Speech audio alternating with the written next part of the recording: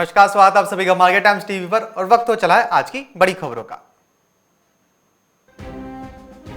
हरियाणा के हिसार में कस्बे के खरीद केंद्र पर 84,000 क्विंटल बाजरे की खरीद की जा चुकी है, तो वहीं 47,000 क्विंटल बाजरे का उठान भी हो चुका है। लेकिन किसानों को समय पर उनकी फसलों की राशि नहीं मिल रही है। विभाग के पोर्टल पर जहां 31 अक्टूबर तक किसानों की फसलों का भुगतान दर्शाया जा रहा है, वहीं कुछ किसानों का 6 अक्टूबर तक की पेमेंट बकाया है। केंद्रीय उपभोक्ता मामले, खाद्य एवं सार्वजनिक वितरण मंत्री पीयूष गोयल ने कहा कि किफायती दरों पर प्याज उपलब्ध कराने की दिशा में सरकार द्वारा किए गए प्रयासों से प्याज के दाम पिछले वर्ष से भी कम हो गए हैं। देश की राजधानी दिल्ली में विगत कुछ दिनों से प्याज के खुदरा दाम में थोड़ी गिरावट आई है और पिछले साल की इसी अवधि के मुकाबले प्याज कम भाव पर मिलने लगा है। उत्तरांचल के देहरादून में प्याज टमाटर में आम आदमी को फौरी राहत दी है। त्योहारी के बीच सब्जियों के दाम में कुछ कमी आई है। अब महाराष्ट्र से प्याज की आवक शुरू होने के बाद दून की मंडी में दाम घटने लगे हैं।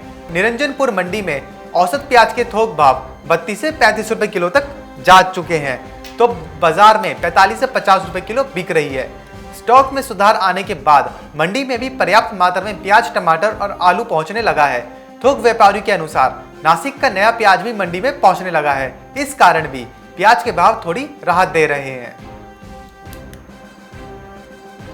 राजस्थान के सिकार में सब्जियों की नई फसलें आम उपभोक्ताओं को महंगाई से राहत दे रही हैं। महज 15 दिन में ही 70 से 80 रुपए प्रति किलो तक बिकने वाली मिर्ची, टमाटर, गोभी व प्याज समेत कई सब्जियों के दाम अब खुदरा मार्केट में 40 से 45 रुपए प्रति किलो तक बोले जाने लगे हैं।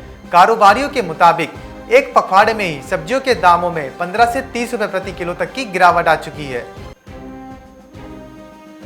आलू, प्याज और टमाटर के भाव बढ़ने से खुदरा महंगाई दर अक्टूबर में 6 साल के सबसे उच्चतम पर पहुंच गई है। सांख्यिकी मंत्रालय द्वारा जारी आंकड़ों के मुताबिक मई 2014 के बाद इस साल अक्टूबर में लोगों पर सबसे अधिक महंगाई की मार पड़ी है।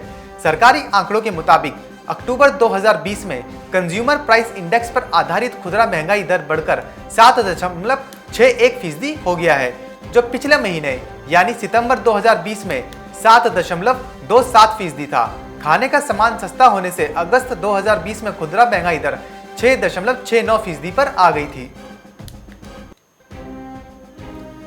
बिहार के रोहतास में धान की फसल तैयार होने के बाद अब उसकी कटनी भी शुरू हो गई है। अच्छी पैदावार देख किसान काफी ज्यादा खुश नजर आ रहे हैं, लेकिन ये क्षणिक खुशी पल के भर में ही कफूर हो जाती है।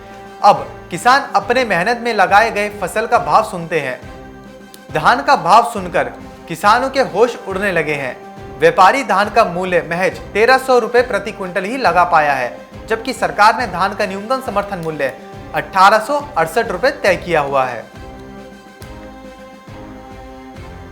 हरियाणा के पानीपत में धान की फसल इस बार बारिश, आंधी तूफान से तो बच गई थी, लेकिन कम रेट ने संकट बढ़ा दिया। विगत 2 वर्षों की बात करें तो किसानों को 1121 किस्म का रेट 3200 से 3400 रुपए प्रति क्विंटल मिल जाता था। इस बार मिल मालिक 2600 रुपए से अधिक देने को तैयार नहीं हो रहे हैं। 1509 और बासमती 30 नंबर सरबती 1900 रुपए प्रति क्विंटल तक बिक रहे हैं। पिछले वर्ष इस फसल का दाम 2800 से लेकर 3000 रुपए क्विंटल तक था। बासमती तो 4200 रुपए प्रति क्विंटल तक बिक रहा था। प्रयागराज में सरसों के तेल, रिफाइंड और पामोलिन की कीमत में फिर बढ़ोतरी हुई है। 3 से 4 दिनों में इन चीजों में 1.5 से 2 रुपए तक की बढ़ोतरी हुई है। करीब 2 महीने के दौरान सरसों के तेल में लगभग 200 रुपए तक की वृद्धि हुई है। लहसुन की कीमतों में पिछले कुछ दिनों से हल्की सी गिरावट देखने को मिल रही है। हालांकि इस साल कोरोना की वजह से लहसुन की खपत में इजाफा देखने को मिला है। लहसुन की कीमतों में गिरावट अब थम सकती है और लहसुन का बाजार अब तेजी पकड़ सकता है। आपको बता दें कि लहसुन की कीमतों में तेजी के आसार अब बन रहे हैं, क्योंकि अभी नए लहसुन की फसल को आने में करीब 2 से 2.5 महीने का वक्त है और सूत्रों से मिली जानकारी के अनुसार नए लहसुन की फसलें भी खराब होने की खबरें सामने आ रही हैं। मध्य प्रदेश के रायसेन में कृषि उपज मंडी रायसेन में बासमती धान की बम्पर आवक हुई है। मंडी सचिव के अनुसार अभी समर्थन मूल्य पर धान खरीदी शुरू नहीं हुई है। किसान बासमती किस्म की धान बेचने यहां आ रहे हैं। समर्थन मूल्य से अधिक दाम पर धान बिक रही है।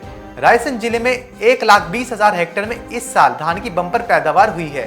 प्रदेश में सर्वाधिक धान की पैदावार रायसेन और होशंगाबाद जिले में ही होती है।